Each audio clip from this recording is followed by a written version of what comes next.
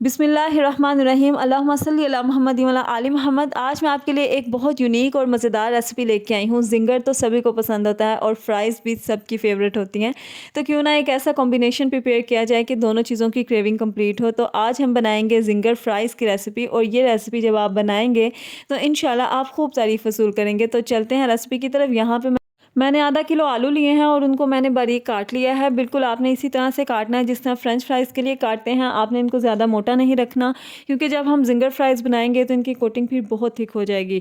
तो यहाँ पे मैंने इनको काट के इनको पानी में डिप कर लिया है। आप इनका साइज़ और इनकी शेप देख सकते हैं।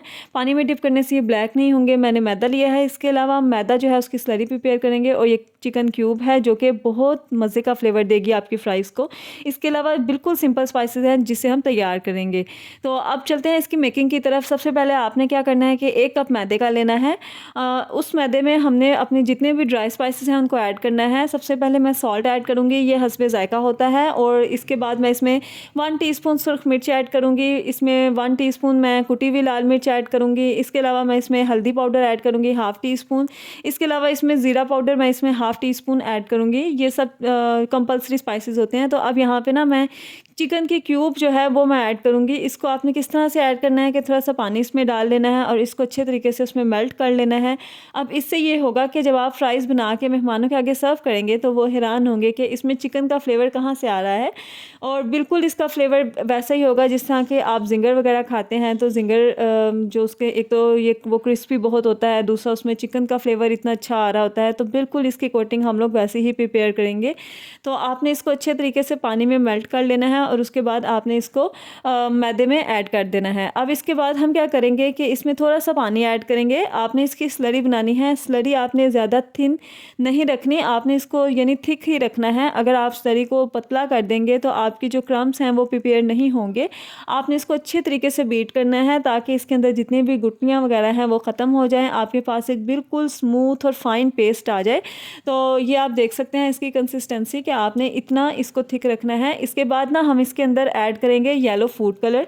येलो फूड कलर जो होता है ना, ये एक्चुअली आप जब ज़िंगर स्टिक्स वगैरह खाते हैं, चिकन स्टिक्स, तो वो ना उनका बहुत ज़बरदस्त एक तो उनकी लुक होती है, उनका टेस्ट होता है। तो हमने इसकी लुक अच्छी देने के लिए इसमें येलो फूड कलर ऐड किया है। इससे आपकी जो ज़िंगर फ्राइज़ हैं उनका कलर बहुत अच्छा आएगा।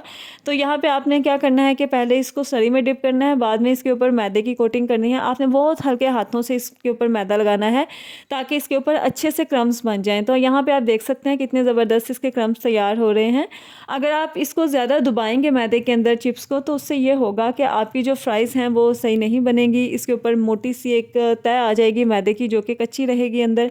तो आपने बिल्कुल हल्के हाथों से ना इसको मिक्स करना है मैदे में, इससे ना क्रम्स बहुत अच्छे आ जाएंगे। तो यहाँ पे आप देख सकते हैं मैं किस तरह से इसको तैयार कर रही हूँ। सबसे पहले अब मैं पैन में ऑयल ऐड करूँगी। ऑयल जो है वो कोशिश किया करें कि फ़्रेश आप यूज़ करें, और दूसरा ये कि जब यूज़ करें तो उसको दोबारा रीयूज़ ना करना पड़े, क्योंकि जब हम इसको रीयूज़ करते हैं तो वो समवट हमारे लिए अनहेल्दी जो है वो हो जाता है। तो यहाँ पे आपको दिखाने के लिए मैंने पहले सारी प्रिपेयर कर ली थी चिप्स। उसके बाद आपने मीडियम फ्लेम पे जब ऑयल जो है थोड़ा सा गर्म हो जाए, आपने उसमें अपनी फ्राइज़ डाल देनी है। आपने फ्लेम को ज़्यादा लो नहीं रखना। ज़्यादा लो रखने से ये होगा कि आपकी जो फ्राइज़ हैं वो बहुत ऑयल अब्जॉर्ब करेंगी, और अगर आप फ्लेम को बहुत हाई रखेंगे तो आपके जो क्रम्स हैं वो जल जाएंगे और चिप्स कच्ची रह जाएगी। तो आपने मीडियम फ्लेम पे इसको पकाना है। यहाँ पे आप देख सकते हैं कि इसका गोल्डन कलर माशाल्लाह आ गया है। तो यहाँ पे हमारी फ्राइज़ ऑलमोस्ट तैयार हो गई हैं। हम इनको निकाल लेंगे, और माशाल्लाह आप देख सकते हैं कि कितनी ज़बरदस्त इनकी लुक आई है, इनका कलर, और दूसरा ये कि इनका टेस्ट जो है वो बहुत लाजवाब होगा। ये बहुत परफेक्ट बन के तैयार होंगी। यहाँ पे आप देख सकते हैं इनकी लुक कि कितनी अच्छी इनकी लुक आई है। उम्मीद करती हूँ आपको मेरी ये रेसिपी पसंद आई होगी। अगर आपको मेरी रेसिपीज़ पसंद आती हैं तो कमेंट बॉक्स में लाजमी बताया करें कि आपने ये रेसिपीज़ ट्राई की हैं या नहीं, या नेक्स्ट आप कौन सी रेसिपी डिमांड करते हैं, क्योंकि आपके कमेंट्स मेरे लिए बहुत मैटर करते हैं।